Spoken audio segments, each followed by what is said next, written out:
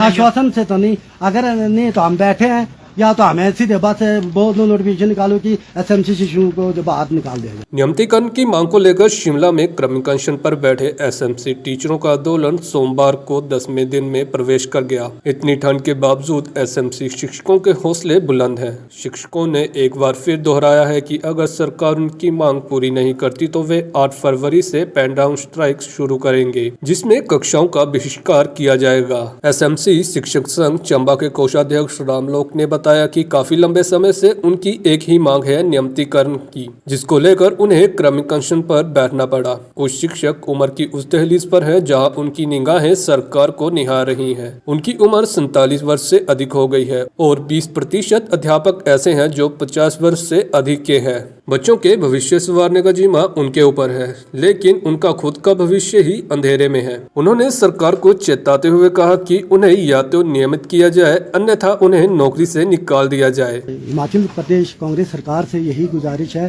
कि हम आपसे हाथ जोड़कर प्रार्थना करते हैं कि हमारा 12 साल से जो शोषित हो रहे हैं उसकी मुक्ति दिया जाए, क्योंकि जब भी कोई भी सरकार आई है उन्होंने आश्वासन के सिवाय और कुछ भी नहीं दिया हुआ हमें।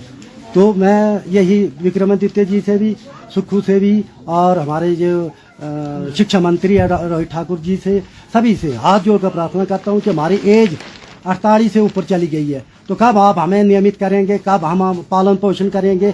तो ये थोड़ा हमें समझ, जैसे PTA, para, PAT, Urdu, Punjabi, Chamba में जो पिछले भाजपा की सरकार ने चंबा में जो कुछ मंतू टीचर जो कि उनका ना तो कुछ उनका इंटरव्यू हुए थे, ना कुछ ऐसा वैसा, मतलब ऐसे ही गुजर के बच्चों को पढ़ाने के लिए घर घर में जाते थे, तो उनको भी उन्होंने कांटेक्ट में ले लिया। हरियाणा की बात इस चीज़ की है, हमारे को 31 दिसंबर 2023 की डेडलाइन दी थी कमेटी ने कैबिनेट में पास करके, और उसकी नोटिफिकेशन भी हो गई। तो उसके बाद एक भी मीटिंग नहीं रखी है। हरियाणा की बात ये है, क्योंकि हम क्या किससे करें पुकार तो हमने सरकार से ही करनी है, और किससे कर सकते हैं जनता। अब जब आपको मैं लाइव में अभी दिखाऊंगा कि जब हमारे विधानसभा के चुनाव हो रहे थे, हमारे जो अभी उप मुख्यमंत्री जी है मुकेश अग्निहोत्री जी, उन्होंने स्पष्ट शब्दों में कहा था कि एसएमसी को हर हाल में जो है लिया जाएगा। वो हमारे पास रिकॉर्डिंग भी है।